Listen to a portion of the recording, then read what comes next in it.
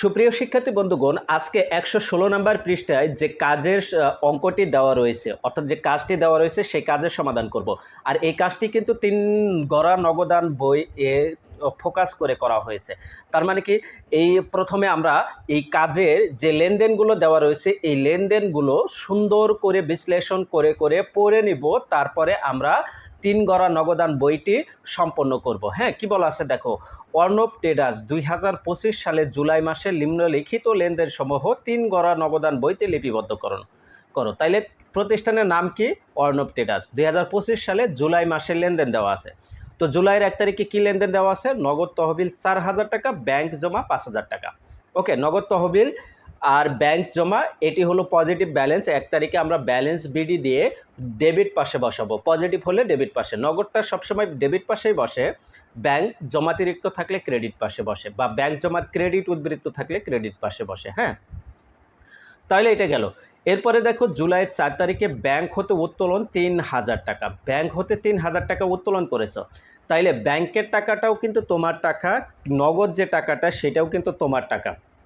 যখন সাপোজ মনে করো ব্যাংকের টাকাকে তুমি ডান পকেট মনে করলা, নগদ টাকাকে বাম পকেট মনে করলা। ডান পকেটের টাকাটা যদি বাম পকেটে যায়, অথবা বাম পকেটের টাকাটা যদি ডান পকেটে আসে, তাহলে সেটিকে কন্ট্রা এন্ট্রিতে লিপিবদ্ধ করতে হয়।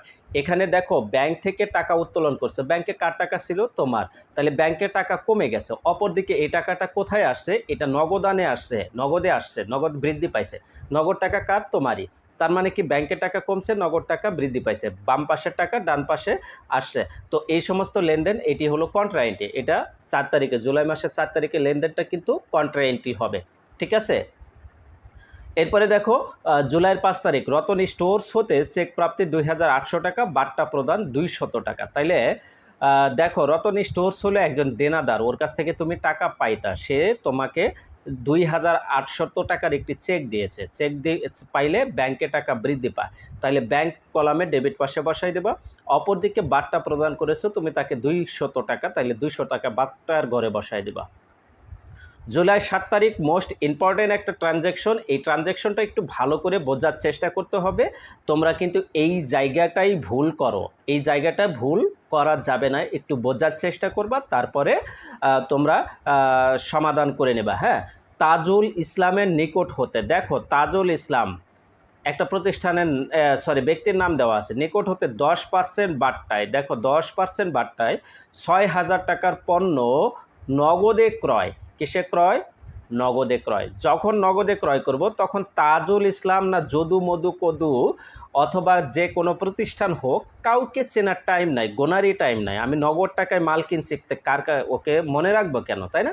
তাইলে তাজুল ইসলাম বাদ। এবার তাজুল ইসলামের কাহিনীটা দেখবো না। আমার নগদ টাকা চলে গেছে, মাল কেনার জন্য, পণ্য ক্রয় করার জন্য নগদ টাকা চলে গেছে, তার মানে ক্রেডিট পাশে বসবে নগদে ঘরে, তাই না? কিন্তু এই যে ক্রয় বা বিক্রয়ের সময় যে বাট্টাটা দেওয়া থাকে সেটিকে কারবারি বাট্টা বলে। আর কারবারি বাট্টা নামে কোনো হিসাব হবে না।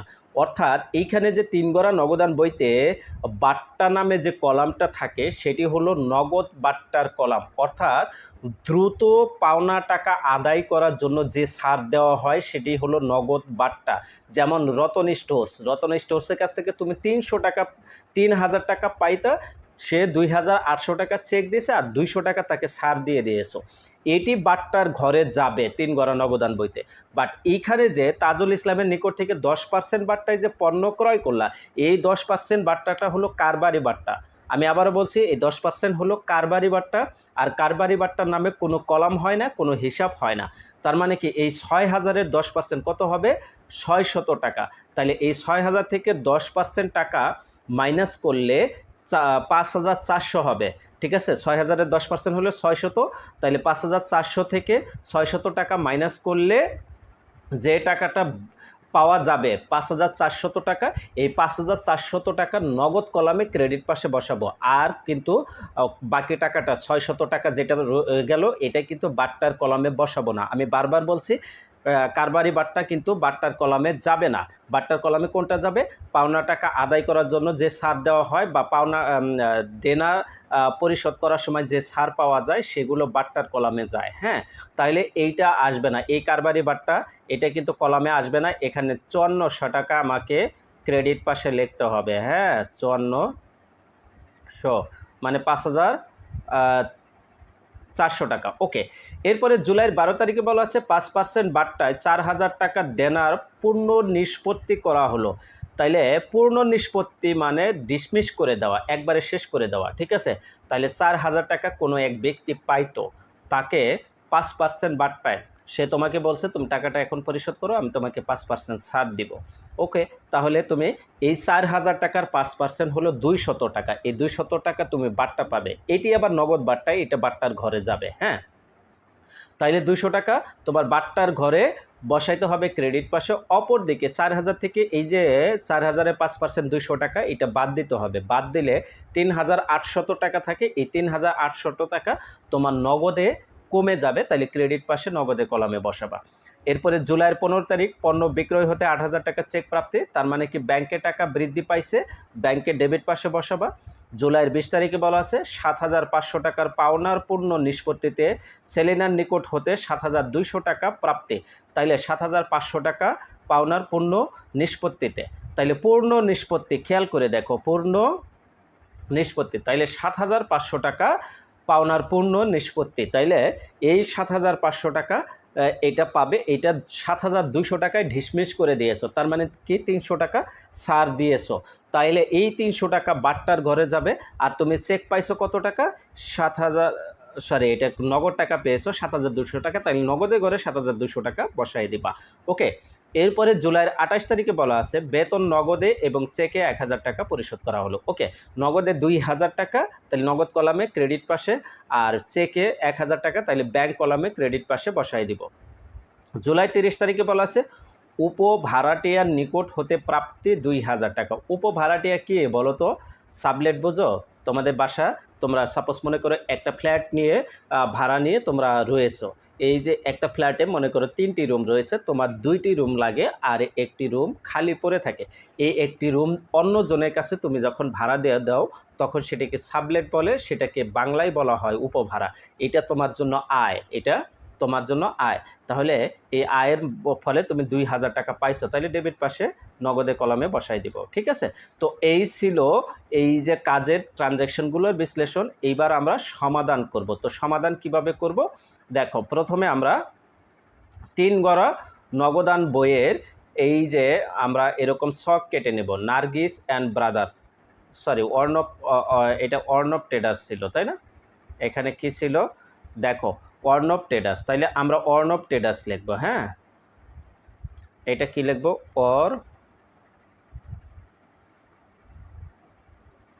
অর্ণব ট্রেডার্স।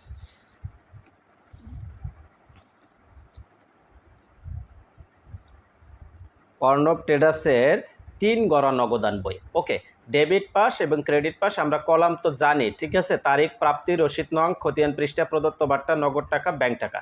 ক্রেডিট পাশে তারিখ, প্রদান, ভাউচার নং, খতিয়ান পৃষ্ঠা, প্রাপ্ত বার্তা,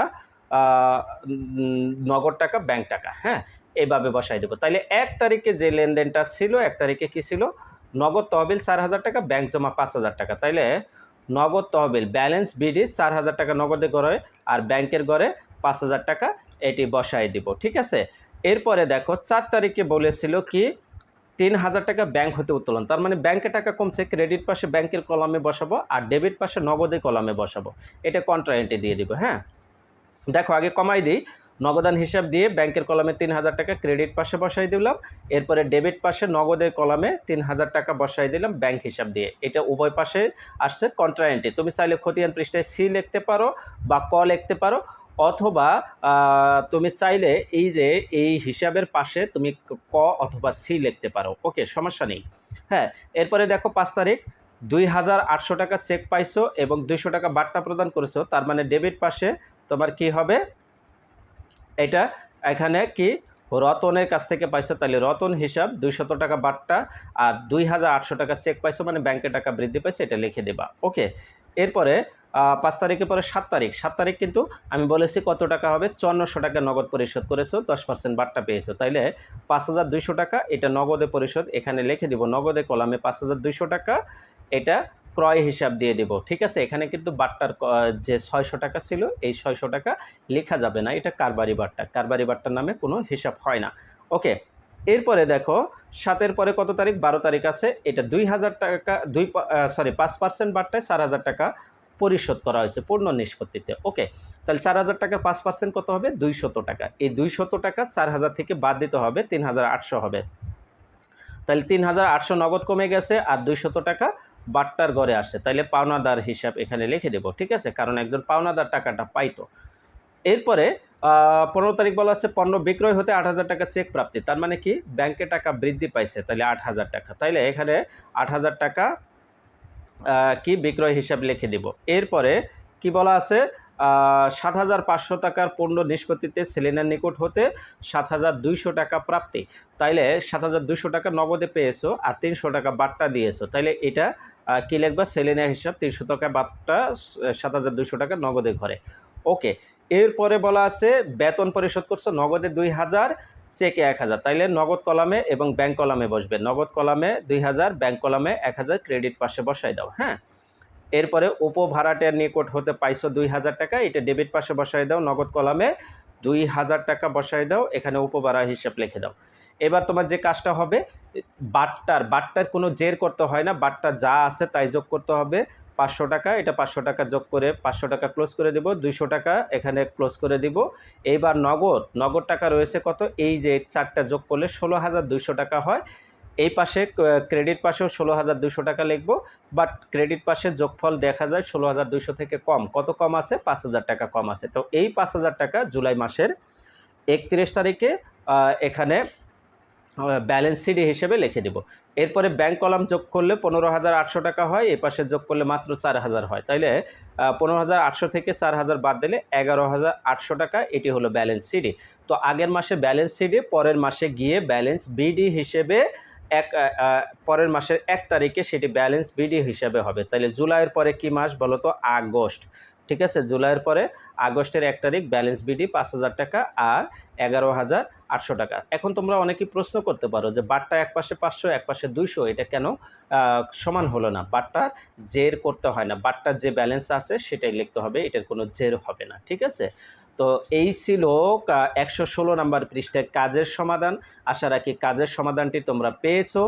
আর কারোর যদি কোথাও প্রশ্ন থাকে বা কোথাও বুঝতে অসুবিধা হয় অবশ্যই কমেন্ট করে জানাবে, আমি তোমাদেরকে রিপ্লাই দিয়ে সেটি বুঝিয়ে দেওয়ার চেষ্টা করব। সবাই ভালো থাকো, সুস্থ থাকো, আল্লাহ হাফেজ।